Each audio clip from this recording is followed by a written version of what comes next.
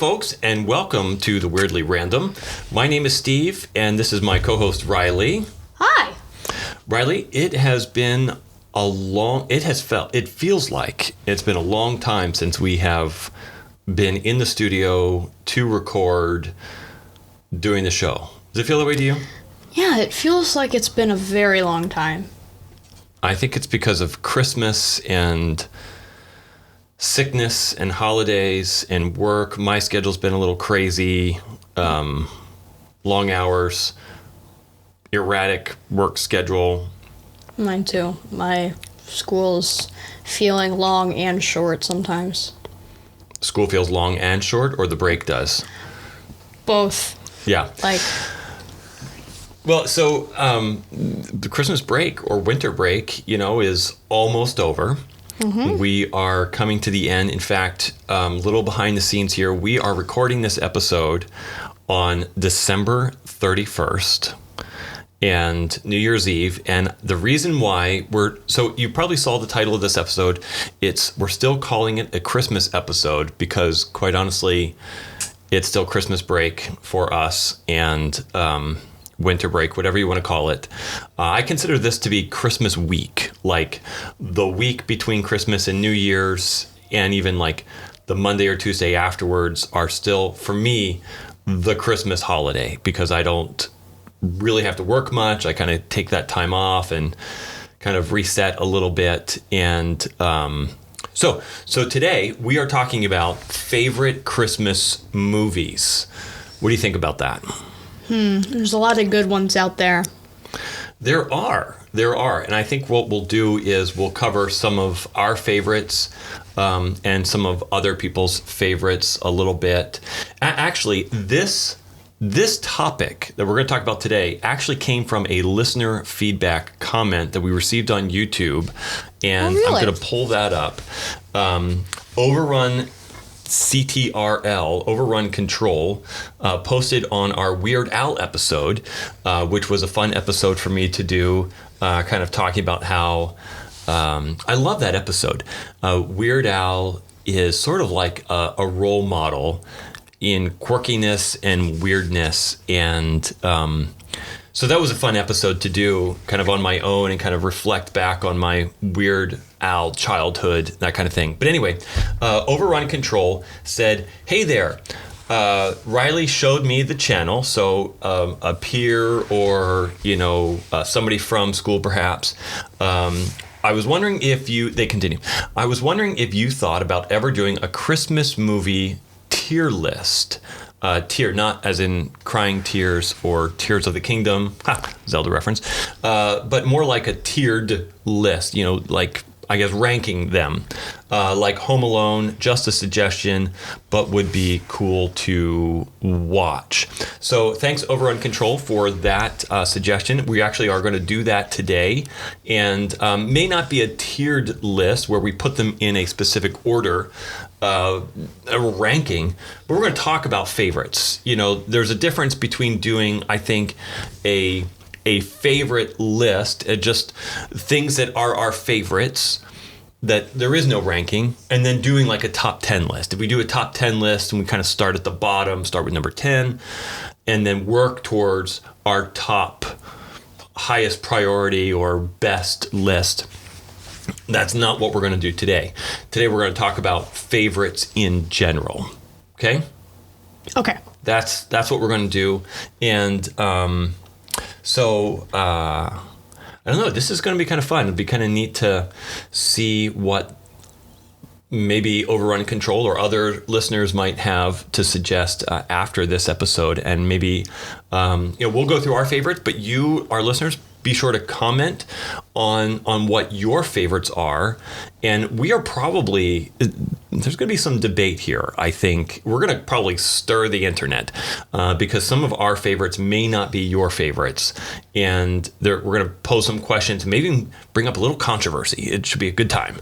All right. Favorite Christmas movies. Here we are. So I put this one here on the list as number one. Not number one as in priority, of course, but just the first one to talk about. Yeah. Okay. And that is The Muppets Christmas Carol. I love this movie. One, always a fan of the Muppets. There's a couple of, I follow the Muppets, on different TV shows and things. I love to see what the Muppets do. I don't know. What's your overall impression of this movie? I like this rendition of the Christmas Carol. I think it's really cool how they show all the different spirits and they actually have like a narrator being a part of the story. Yeah, that's true. Gonzo and Rizzo the Rat are the narrators. He actually plays Charles Dickens, which is kind of fun. And it's a neat movie. I like it. You guys, sometimes when you were younger, I think you used to skip out when like a couple of the ghosts would show up. You'd sort of not really stick around, and yeah, which is okay. That's all right. Okay, so here's a little, maybe you knew this, maybe you didn't. So Brian Henson was the director of this movie, and this was his first time directing, according to the interwebs. And he was the son of Jim Henson, who started the Muppets, all that kind of stuff. Brian, this was he was a first-time director when he did this movie, and this was a really fun movie to do. It's kind of neat to see some of the practical effects that they used in this movie versus all the special effects, visual effects, digital effects, if you will. There was some really neat practical effects in this film. Did you know that? So the Ghost of Christmas Past, which is like this doll thing. I don't know. It like floats and it looks like a blanket floating in water or something. It does. It looks like a blanket with a head floating in water, but it's in the air. So actually this effect, which is kind of neat, was caused by creating or making this special puppet that was operated in a tank of water. That's how it gets that floaty sort of look to it. And then they built this tank with this puppet in the water, film it on a green screen, and then place it in the movie to make it look like it's doing this floating kind of thing, which is kind of fun. Really a neat effect. It has definitely that ghosty, floaty thing. Yeah. I wonder how they made the head move. Like, not the head move, but like the mouth. Yeah. Is that like strings? Strings, or sometimes they use little rods with little wires and things like that. That would be interesting. I'd love to see. Maybe there's a video out there that we could search after the podcast to kind of see if that exists, because that would be interesting to see how they do that. What they can do with armatures and little controls is really, really fascinating. So here's another bit of information about this movie. This was the first Muppet movie where Kermit did not play the lead role. Interesting. Kermit actually is a very minor role in this movie. Minor as in he's a supporting character, but plays Bob Cratchit rather than playing, the main character as he does in every other Muppet movie. And so Michael Caine plays Scrooge, and it's a really neat opportunity to see Kermit, not behind the scenes, but of course Kermit and Piggy, so she's Mrs. Cratchit, and it's kind of, they stay true to a lot of the Muppet truths, Muppet DNA, of Kermit and Piggy, all that kind of stuff. Also, this was the first major Muppet project after Jim Henson's death. And the role of Kermit was actually handed down from Jim Henson, who started Kermit, all that kind of stuff, was handed down to a guy by the name of Steve Whitmire. And he said he was incredibly nervous about taking over the role of this iconic character, Kermit, because everybody had associated that voice, that iconic, instantly recognizable Jim Henson version of Kermit. Hi-ho, Kermit the Frog here. I'm reporting here, and I am, just that was me doing that. And I don't know if that was good or not, but that was extremely good. Let me know in the comments here. But the night before he recorded Kermit's songs for the movies, he had a dream. This is true, I guess. The interwebs say it's true. But the night before he recorded Kermit's songs for the movie, he had a dream where he met Jim Henson in a hotel lobby. Okay? And Jim Henson told him, Steve Whitmire said in this dream, he told Jim Henson, hey, look, I'm really nervous. I'm unsure. And in the dream, apparently, Jim Henson reassured Steve Whitmire, hey, everything's going to be okay. Don't worry, that feeling will pass and you'll do fine. And after waking up, Steve Whitmire was confident and felt like super, ready to do the role, where before he was very nervous and wasn't sure he could do it and all that kind of stuff. So that's a really fun little bit there, in Steve Whitmire's journey as doing the voice of Kermit, which is kind of fun. Songs in this movie are very fun. There's the opening music where there's kind of in the town when we first meet Mr. Dickens, and there's the other songs that the Ghost of Christmas Present does. A lot of really fun songs. It's time to close up for Christmas. Da da da da da da da. Anyway, okay. So that is Muppets Christmas Carol 1992.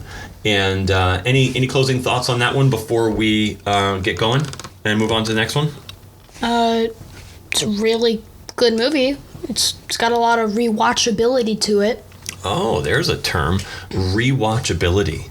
Did you make up that word? Basically. Yeah, that's a good word. I like that. Okay. Next movie, another one that we tend to watch pretty often is, or at least once a year. I try to watch this movie once a year, and that is White Christmas 1954 with Bing Crosby. Classic Christmas movie. The interesting thing about this movie is, one, it takes place during the war. Though it was recorded in 54, it takes place obviously during one of the world wars, and they reused the sets from a previous movie, and I didn't write down which movie it was, but there is all the set pieces that they used were reused, or a lot of them were reused, so that helped reduce the cost of the movie in order to do that, which is kind of fun. Apparently throughout this movie, Bing, good old Blue Eyes, as they call him, did a lot of improvisation. Whether he wanted to stick to the script or got lost or whatever, does a lot of improv, and that helps create some of those scenes in the movie, which are really fun. So, you've seen this movie. What do you think? I say the songs are really good. Well, it's Bing Crosby, of course. The White Christmas one, it's... I'm dreaming of a white Christmas. Yeah, so that's another good impression. I don't know. My voice feels a little scratchy, but it's very iconic. It is. It's almost like it's definitely one of those classic movies that's way up there, high on the list. That it almost doesn't feel like Christmas unless you've watched this movie, or at least that's how it feels to me. I have to watch it at least once. So, okay, good. And it ends. You talk about the songs. It ends with that iconic scene, with everybody gathered, the large Christmas tree, everybody's kind of dressed up, and you got Santa that comes in and all that kind of stuff. I guess it's Bing, if I'm remembering correctly.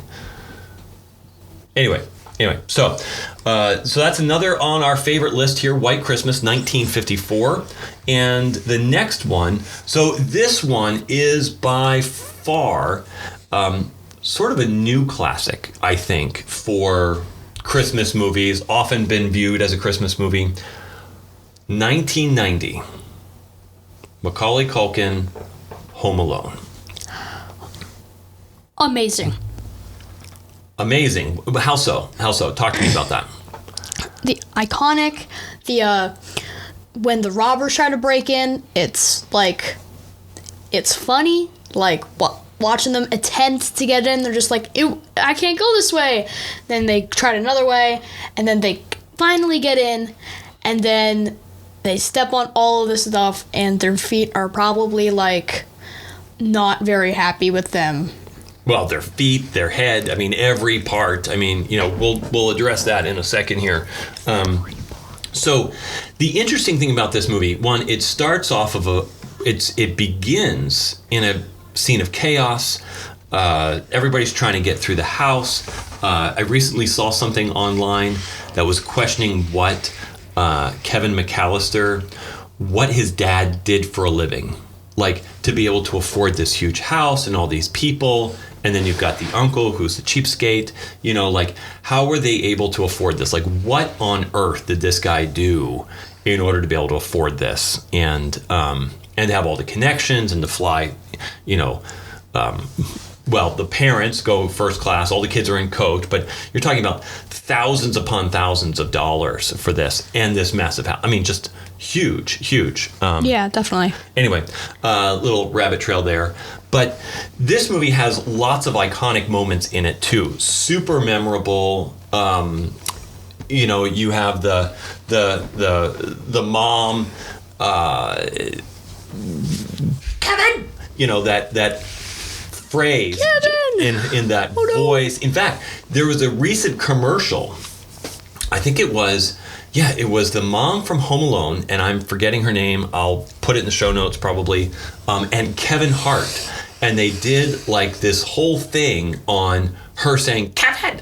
And Kevin Hart shows up and he's like, what? You know, and so that was really funny, kind of playing on that. And then Macaulay Culkin has done commercials like, what would that look like in today's world if he had been left? And Macaulay Culkin's now, in his 40s probably, you know, and so what would that have looked like? You know, it was kind of a neat little spin-off there.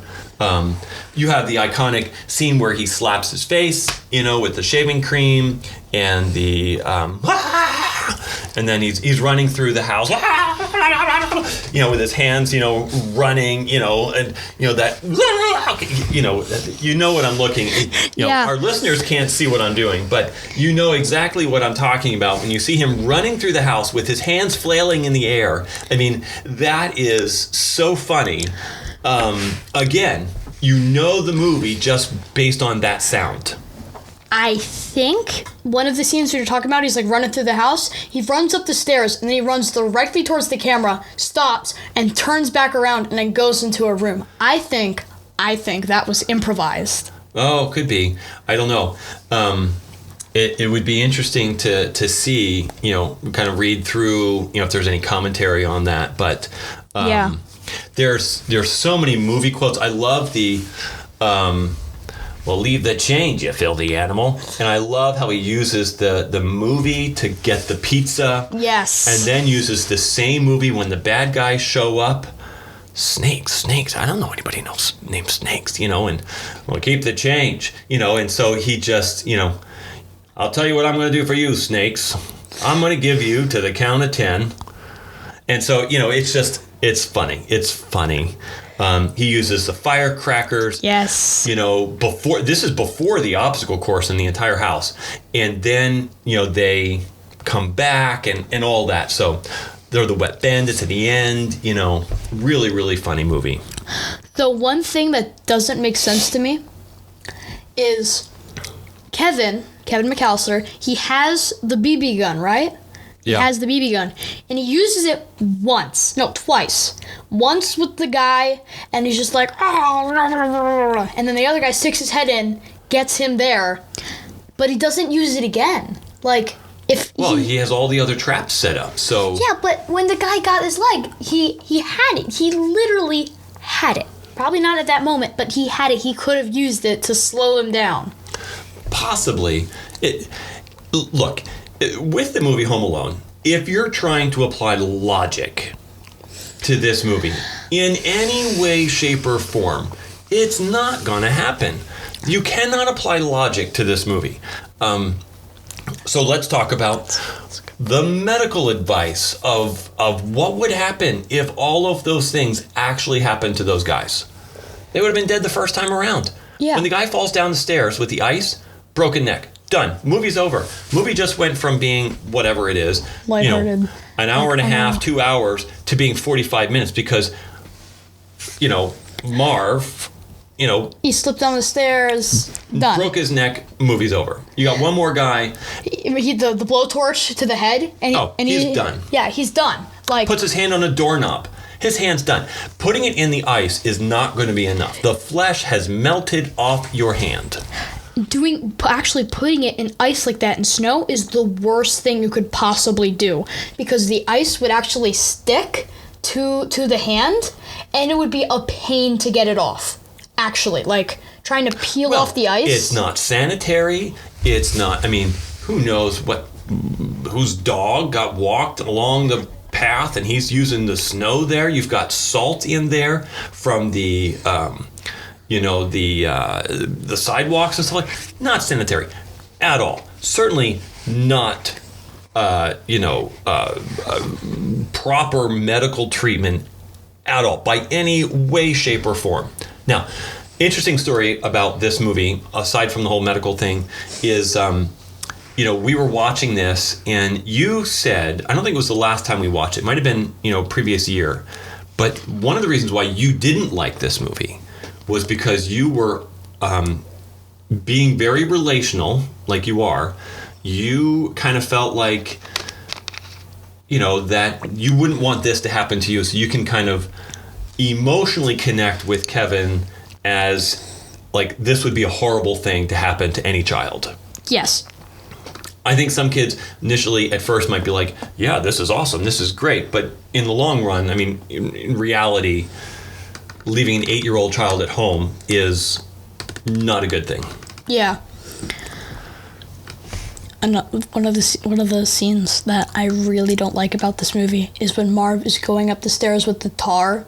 He doesn't look where he's putting his feet, and he steps right on the nail. Yeah.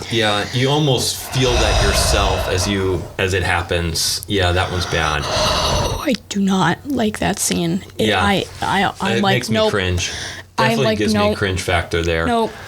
When we were watching this, Connor has a totally different, so your brother has a totally different reaction to this. At first he was like, this movie's kind of slow. He didn't really want to watch it.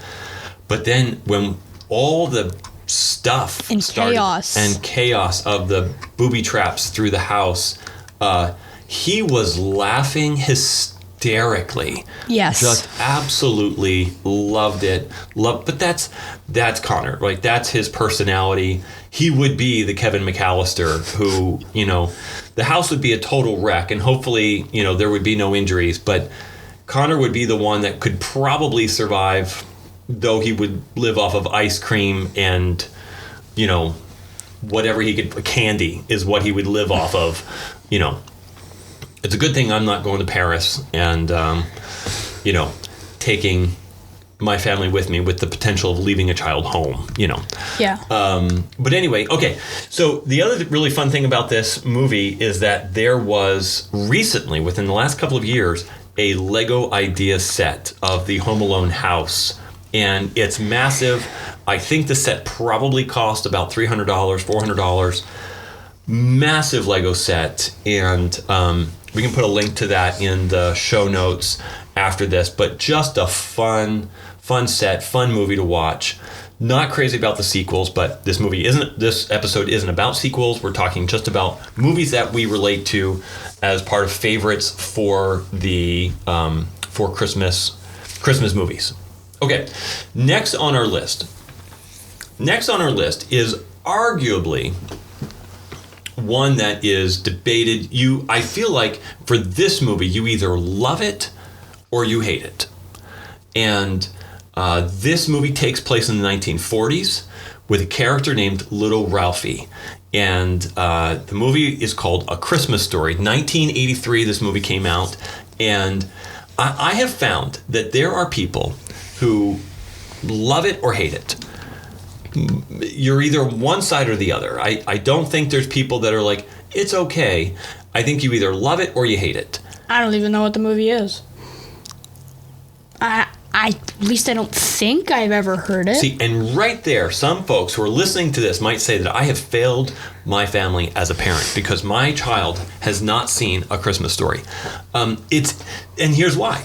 Here's why we haven't really watched it. I don't like the movie. I'm on the fence. I'm one of those people that's on the other side of the fence where I just don't like the movie. I know some of you are now probably thinking this is sacrilegious of Christmas movie sanctum, but I do not. I'm not a fan. I don't know why. I know people who love this movie. It's their favorite. The fact that they were going to do a remake or do like an updated spin-off or something. This is the movie where the kid, really wants this BB gun. And that's the gift that he wants. There's this iconic phrase, he keeps hearing all throughout. You'll shoot your eye out. This is why he can't have the gun. He gets into trouble.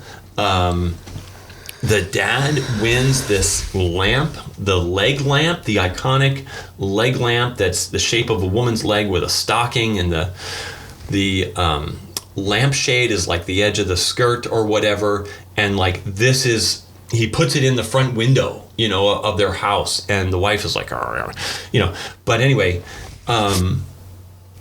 this movie is loved by some people, and I don't know. I'm okay if I don't watch it. Really okay with it. But again, one that people view as a favorite for Christmas, as a Christmas movie favorite. Anything you want to say about a movie you haven't seen? I don't know. I'll take that as a no. Okay. I don't really know how to phrase. Okay.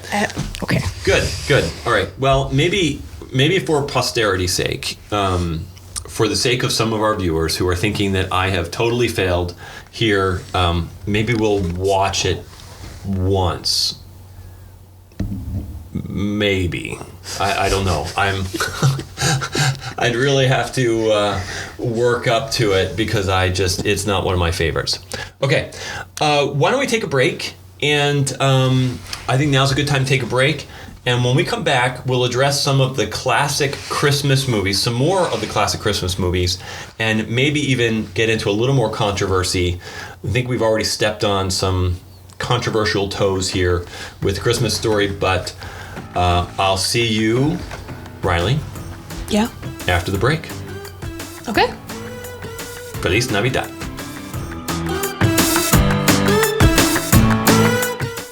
Hi everyone, this is Steve, your host for The Weirdly Random, and this is what they used to call a station break, at least back in the days of radio. It gives the show host an opportunity to go grab a drink of water, or stretch their legs, or, use the facilities. Which I hope I'm doing all of those three things right now during this break. The other me that's doing the show. Anyway, in radio, this would be an opportunity where show hosts would give some sponsored advertisements for some products that they like or things that they use every day. Really helpful things. And those companies or those products would probably pay me money to make said advertisements, but that's not what I'm doing today. I'm not even paying myself for this ad, come to think of it. Anyway, hopefully I've had enough time to grab that water, stretch my legs, and use the potty, because it's probably time to head back to the show. Anyway, see you then.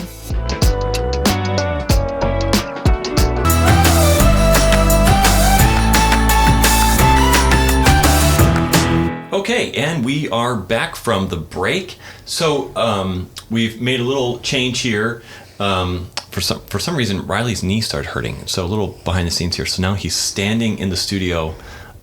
We've adjusted his mic. And while we were in the midst of that, I found this little Lego Gonzo on the floor.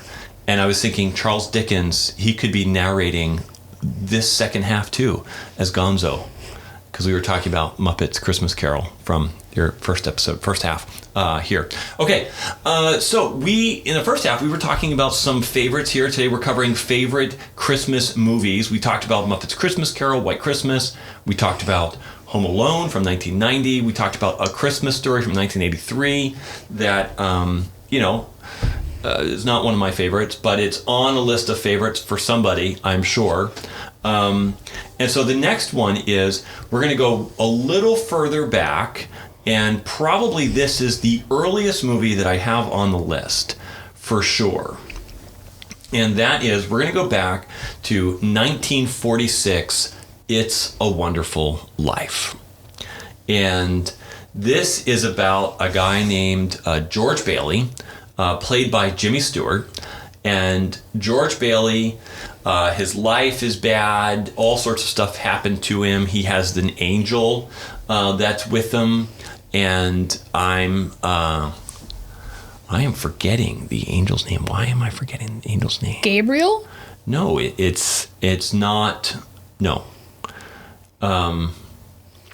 Anyway, you all can chastise me, I'm sure. But the angel, so he has an angel friend, and the angel friend, it's all about the angel gets his wings, if he helps George Bailey not die or something. I think George is going to jump off a bridge or something.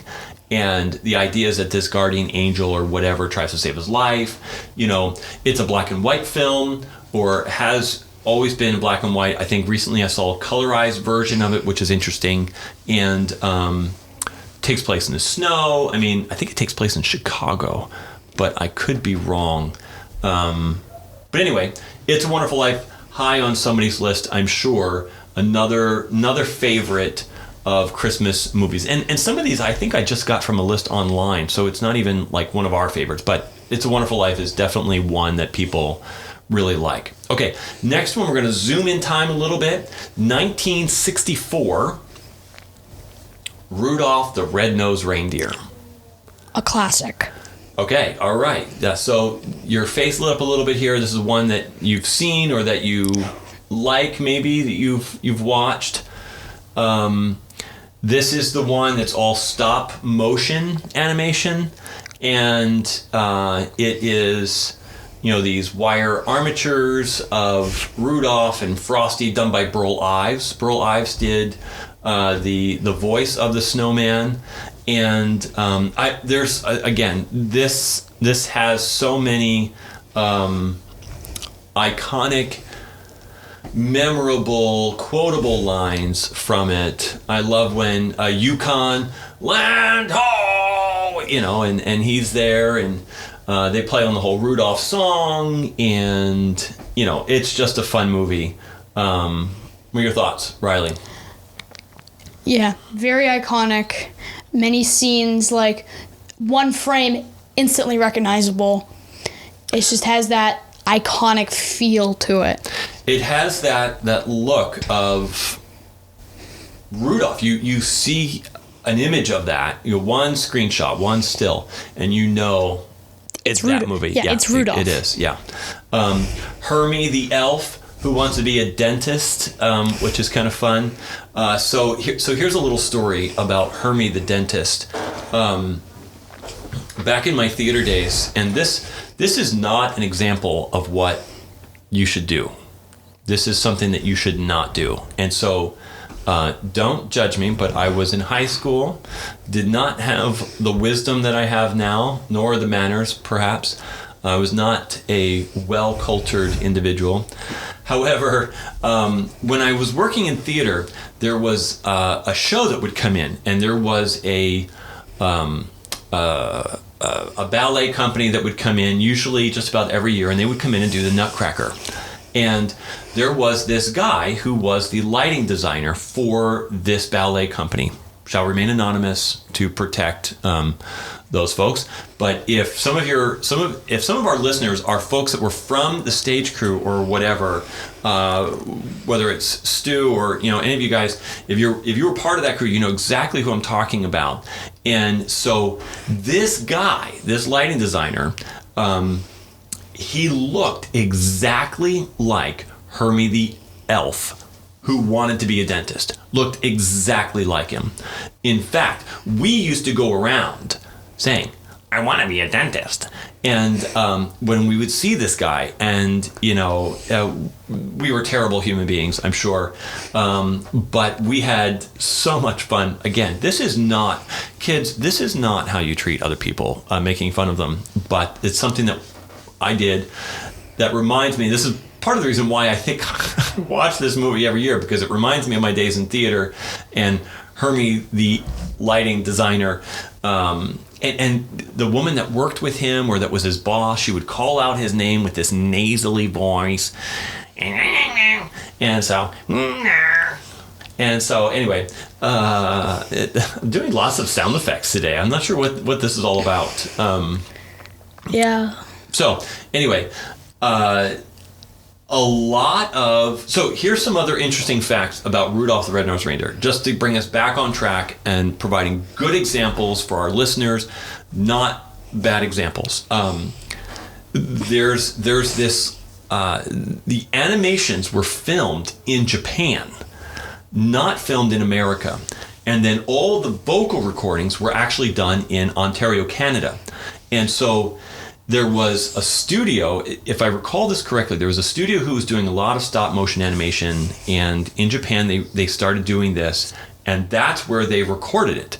And they were like the guys who were doing this. But what's so interesting, they did all of this animation, stop motion animation, and then put all the vocals to it afterwards. But what did they do? For somebody had to have read the script so they know how to make the motion of the mouths, to do that. And the fact that they did it in Japan and didn't do it your mouth moves differently when you speak different languages. So part of reading lips, right? I can read your lips if you're speaking English, maybe. Yeah. But if they were doing it in Japan, they weren't doing the animation of the puppet speaking Japanese. They were speaking English.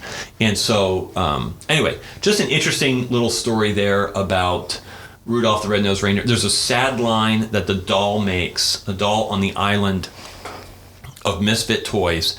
She says at the end of the movie, as she's waiting for Santa to arrive, and I think this is so sad, and then it helps make the movie what it is with the happy ending at the end. She says, I don't have any dreams left to dream. Isn't that sad? That is. That is probably one of the saddest line in that movie. I don't have any dreams left to dream. And then, Santa shows up and saves these misfit toys and takes them on. So to kids who will play with them and all that kind of stuff. But so sad, that line. So depressing. Why would they, want to put that in? Well, the idea is, right, it's the island of misfit toys. These toys, not these kids, these toys that are, for whatever reason, feel like they just haven't found their forever home. And so they have been depressed and sad because they haven't found that forever home. And so everything they've dreamed about has been crushed. And so now they have no more dreams left to dream. And then Santa arrives, and there you go. Rudolph saves the day again, gets the toys, children to play with them, all that kind of stuff. So, okay, that is Rudolph the Red-Nosed Reindeer from 1964. Next one, another favorite in this house. This is one that is watched several times. Not necessarily on repeat, but sometimes it has. How the Grinch Stole Christmas, 1966. Boris Karloff does the voice in there. I think he's the narrator. Just classic Christmas Grinch. Yes. Again, very iconic. Probably because my brother has had probably some of these movies on repeat. He really likes watching this Grinch. It's probably the only Christmas movie that he will actively want to watch. It's maybe that one and the Charlie Brown Christmas, yeah. Ooh. But yeah, definitely this one is pretty much on repeat.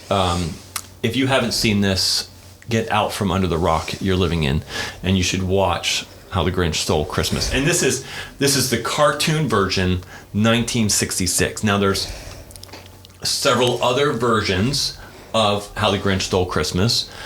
This one has Boris Karloff with Thurl Ravenscroft did not just the song in How the Grinch Stole Christmas, but he also did the voice of Tony the Tiger from Frosted Flakes commercials. They're great. That was him too. And again, another vocal impression by Steve on the Weirdly Random. You're good at these. And so Frosted Flakes, Tony the Tiger did the song here for How the Grinch Stole Christmas. Now, another one that I know a lot of people really like is the Jim Carrey version of How the Grinch Stole Christmas. Not your favorite. I do not like that one. Why?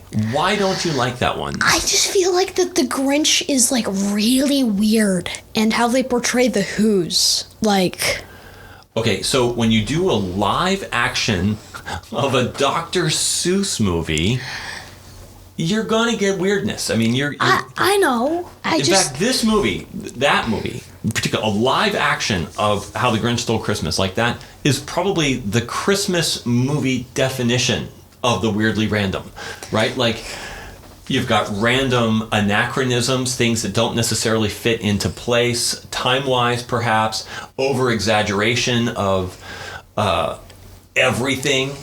The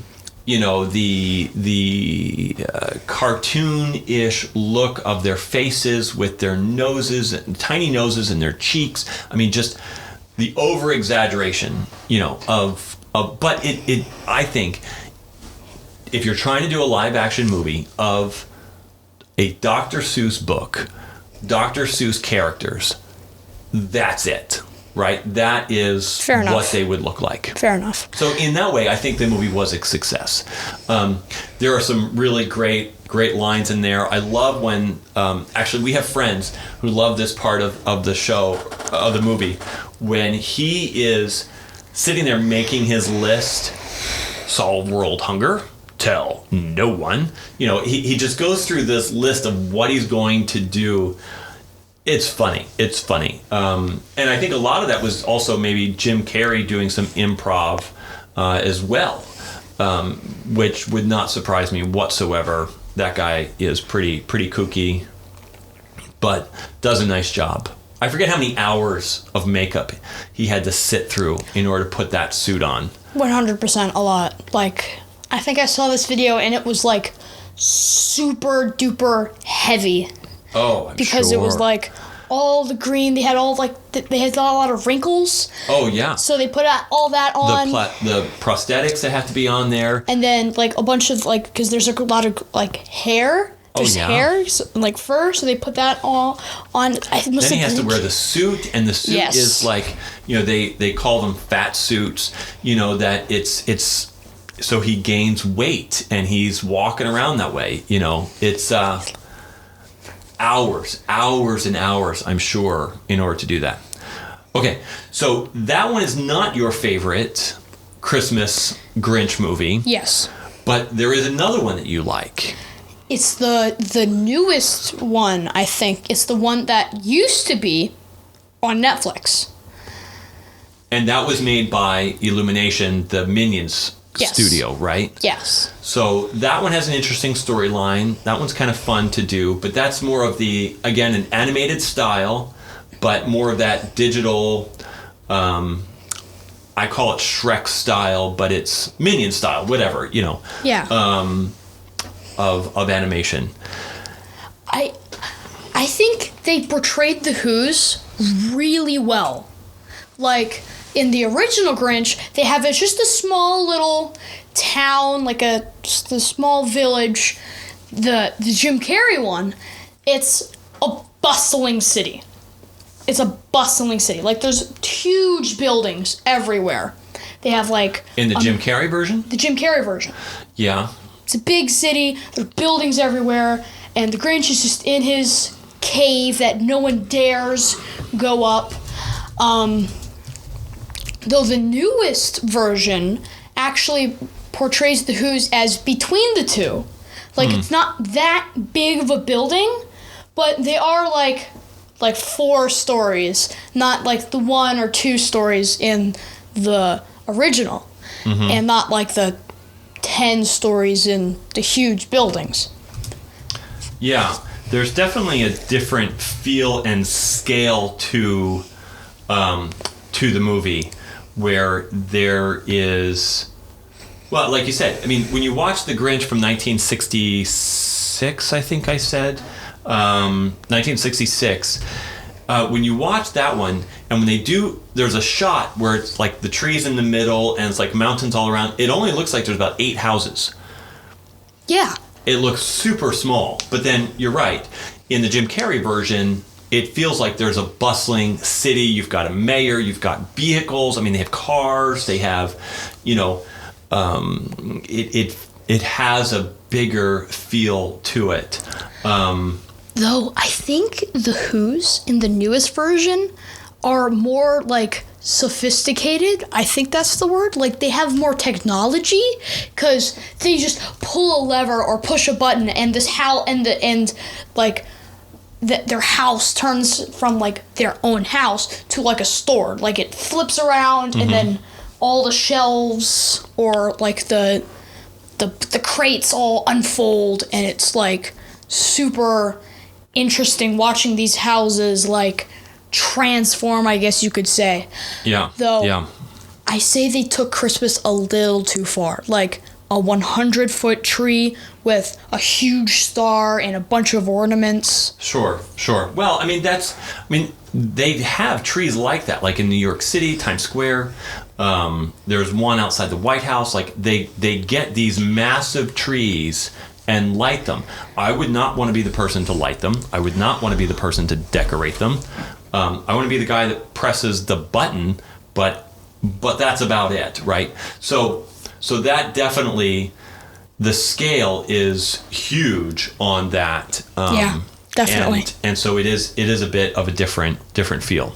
All right, so let's go back in time a little bit. 1965, A Charlie Brown Christmas. Now, I know we mentioned it earlier a little bit as being another one that your brother likes. I like to watch this movie. Classic movie. Charlie Brown, the Peanuts, Lucy, Snoopy, all that.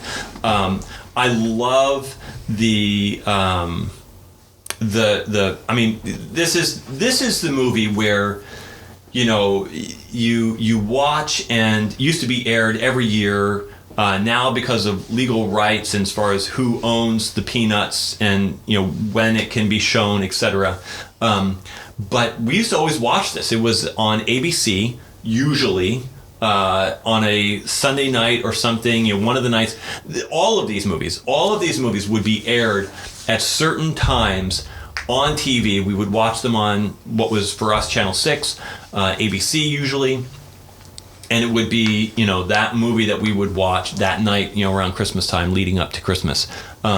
This is the movie where it has, you know, obviously that iconic Christmas tree. In fact, we know somebody, a friend of mine, Bill, has a tree that is the Charlie Brown tree that is like sad and sort of like falling over and has a single ornament on it. He has one, which is really funny. This is also the movie where I love when Lucy is with Schroeder at the piano, and she goes, "Play Jingle Bells for me." And so this little piano does several versions. He plays, you know, this big grand piano kind of feel. He does an organ kind of feel, and then he does ding ding ding ding ding ding ding ding ding ding, and it's just like his finger is just on the keys. The most simplistic version of Jingle Bells you will ever hear. Yeah, and Lucy's like, "That's it," and he goes flying. And he goes flying. Yeah, it's really, really funny. I love that scene. This is also, you know, a classic line where Charlie Brown gets voluntold or whatever. He ends up leading this Christmas pageant, and I guess at a community theater in their school or something, and everybody's trying to vie for attention as far as what Christmas is all about. And he's trying to get these answers, and so Charlie Brown then eventually says, "Can anybody tell me what Christmas is really all about?" And then Linus comes in with his blanket. "I'll tell you what Christmas is all about, Charlie Brown." And just that, but his, obviously in Linus's voice, "I'll tell you what Christmas is all about, Charlie Brown." And then he goes in and he tells the Christmas nativity story from Luke chapter 2 that we read about in the Bible. And again, just a classic movie. Love A Charlie Brown Christmas. In fact, they did another one. I think, what's it called? It's Christmas Again, Charlie Brown. Yeah, It's Christmas Time Again, Charlie Brown. Yeah, and that one's not as good. I don't like that one quite as much. But again, a great movie, A Charlie Brown Christmas, 1965. Okay, another favorite of mine as a kid, and I haven't watched this movie in a long time. 1976, there was a movie of Frosty the Snowman. Again, it was an animated movie, cartoon-like, and it's him. In fact, we have a plushie of that Frosty in this movie, the Frosty movie. We have the plushie, which I said, and he dances and he sings his song, But what I love about this, the only line that I really remember of this movie is when they place the hat on him and he comes to life. He goes, "Happy birthday!" And that's, what Frosty says, his first words as he comes to life in this movie. But, just a fun movie. These are all great little family movies here for Christmas time. And I think that's what really Christmas is all about, right? Spending time with family, that's a big part of it. And that's what I like about Christmas, being able to spend time with family while I'm not working all the time. We get that opportunity to do that for this week, like today, while we're recording this episode. So, yeah. Okay, let's talk about some runner-ups. Things that might be your favorites, and maybe if these are your favorites, you can put these in the comments here. Nightmare Before Christmas. Not sure I always viewed this as a Christmas movie. I think I always viewed it as a Halloween movie, but it is technically, according to some folks, a Christmas movie. In fact, I know of one family member in particular who, if you're listening to this podcast, shout out to you, Kate. You love this movie, and borderline obsession. Just absolutely loves the movie, Jack Skellington. And there was a really neat special that we saw about props that was on Disney Plus, and they were trying to find the pieces and the puppets from this movie. That was really interesting. I thought that was neat. Tim Burton directed this movie, who directed a number of other things. He has a very unique style, Tim Burton does, and this movie is like the epitome of Tim Burton's style. If he were to do Christmas, I mean, that's exactly what this is. It's Halloween Town versus Christmas Town or something. Tim Burton is really good at directing media, like TV shows, movies. He's really good at directing stuff. He's done a lot of really neat stuff, a lot of interesting stuff. He did the Batman movie, actually. Michael Keaton, 1989, I think it was the Tim Burton Batman movie, and that one had a very dark feel. Batman, Michael Keaton again, and then Batman Returns, which had the Penguin in it, played by Danny DeVito, and Michelle Pfeiffer was in that, I think. She was in that one as Catwoman or whatever. But again, those two movies also had a very classic Tim Burton feel. Okay, we have gotten distracted. Another movie, I've not seen this movie, but people tell me it should be on the list. The Polar Express. I don't think I've seen that movie in years. Yeah, but it is, I've been told, in fact, somebody just this year recommended to me again, said that, you should watch The Polar Express. Tom Hanks does a lot of the vocal acting in this movie, and he does a lot of it apparently, but there's not too many actors from what I can tell. I haven't watched it. I think I started to, and I don't know if I got bored or what. I don't remember, but I don't think I've ever seen the whole thing through. Another movie that is high on people's lists, though not one. Again, our listeners may consider my role as a parent to have failed because I have not shown this movie to you, and I haven't really watched it because, quite honestly, I don't view it as a kid's movie. It might be a funny adult movie, perhaps, but National Lampoon's Christmas Vacation. Have not seen it. See, I know. I have not shown it to you. I haven't really watched it. I whatever reason, I never got into it. But that's another movie that is high on people's lists for Christmas movies. Okay. How about Edward Scissorhands? That one is listed as a Christmas movie, which I've seen the movie many, many years ago, but I don't know that I equated it until it never occurred to me that would be a Christmas movie. However, it has shown up on lists, in preparation for this episode, lists of Christmas movies. Edward Scissorhands. Played by Johnny Depp. Directed by Tim Burton. Pretty sure. Johnny Depp, the pirate guy? Yeah, the pirate guy. Jack Sparrow. Also the Willy Wonka guy. Another Tim Burton movie. But this Edward Scissorhands, another movie that's on there. Thinking about Christmas Vacation, there's a lot of T-shirts and a lot of quotable lines that I shouldn't really quote here, but there's a lot of things from that movie that people quote and kind of refer to. Edward Scissorhands, not so much, but it's out there, I guess, as a movie. I forget the storyline. I don't know if he was born with the scissors on his hands, and it's strange. He ends up being a great arborist, a guy who shapes shrubberies. I think I don't know. Strange movie. Never really understood the premise. Never understood why it's on a Christmas list, but it is. And so, next movie. Obviously, people love Hallmark Christmas movies. There's a whole society of people who love Hallmark Christmas movies.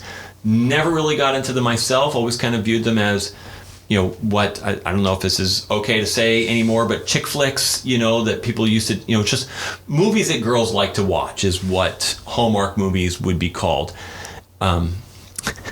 Reilly is standing over here. He's not saying much, but the looks and the expressions on his face as I'm talking are worth 1,000 words. And so you need to vocalize what you're saying, because I'm the only one that can see what you're saying as I'm talking about these Hallmark Christmas movies. You're like, what are these things? Why would anybody watch those? I don't know if they are. Didn't they make ornaments? They do. Yes, absolutely. They do. And that's a different tradition. That could be a Christmas episode for next year about, what are your Christmas traditions, things like that. But anyway, these are, they're on the Hallmark Channel, so they're good, wholesome movies about families and things getting back together, or dogs, or, things happening on farms, I guess. I don't know. Not really been a huge Hallmark movie fan. But it makes the lists. There's T-shirts, there's blankets and mugs that all say like, my perfect Christmas is me, a blanket, and the Hallmark Christmas Channel. Like, I don't know. Probably debatable. If you are one of our listeners and you love the Hallmark Christmas movies, let us know about that, and not just let us know about it, but let us know what makes them so good. Not my style, perhaps, but hey, it's out there. Okay. As we close out, there's one more on this list that has historically been a controversy of whether or not this movie is a Christmas movie or not.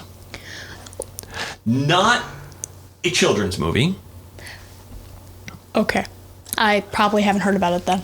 You've probably heard about the debate, but haven't watched the movie. And the movie is an action film, stars Bruce Willis. Our listeners are on the edge of their seat right now because they just want me to say, that Die Hard is a Christmas movie. Die Hard? Like the one where I can't tell if it's Fast or Furious. No, you're thinking about the race car movie. That's Fast and Furious. See, again, my listeners are going to think that I have failed here as a parent. These are action movies that you're not really into. But Die Hard is about, this guy. This is terrible. I don't even know the premise of the movie. Our listeners are going to hate me. I have not watched Die Hard movies. I've seen Die Hard. I've seen Die Hard 2. I think I saw Die Hard 3. I think there's 3. I've seen 1 and 2, but Die Hard has often been viewed as a Christmas movie, and there's some iconic lines in there. Again, some lines I should not repeat on here. And so there's this iconic scene that I recall of like Bruce Willis with a white T-shirt on and tank top on or whatever, and he's stuck in like an air handler or something, and like I don't know. I haven't watched the movie in a long time. I should have watched it, I guess, in anticipation, but highly controversial.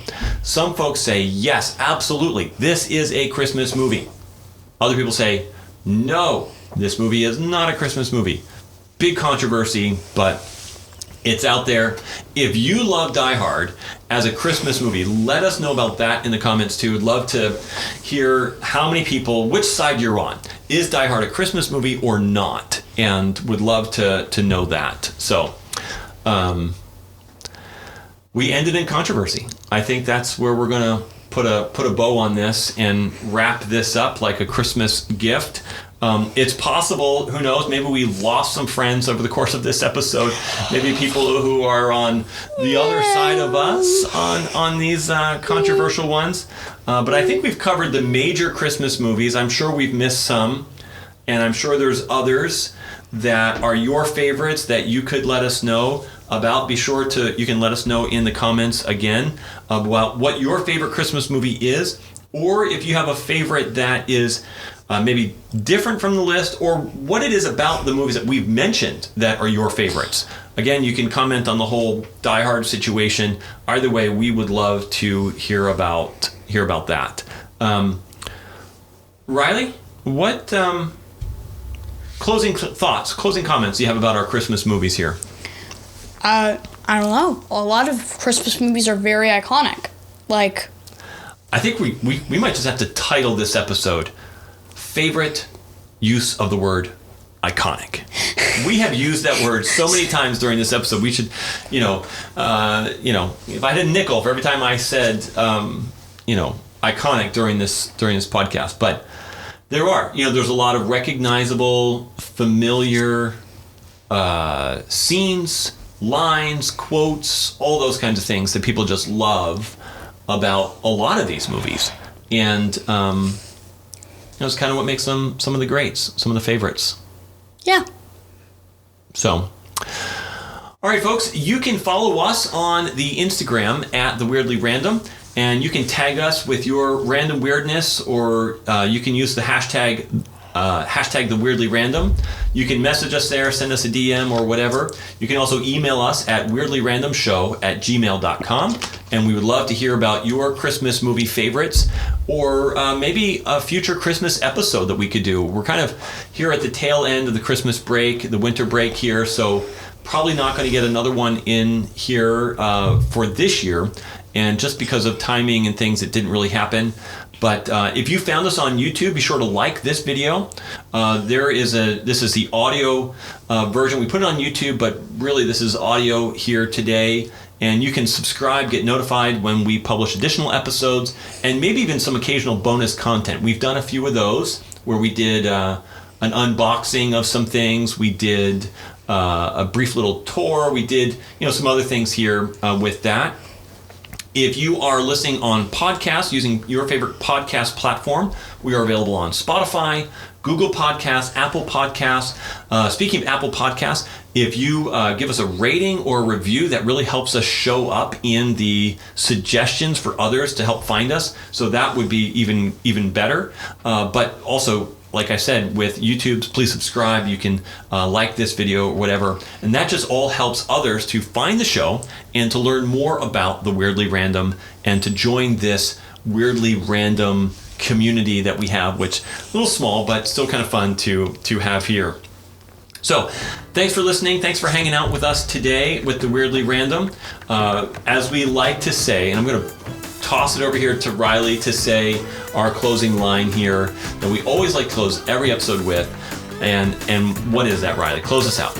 Stay weird, be random, and never fail to be kind. Yasu!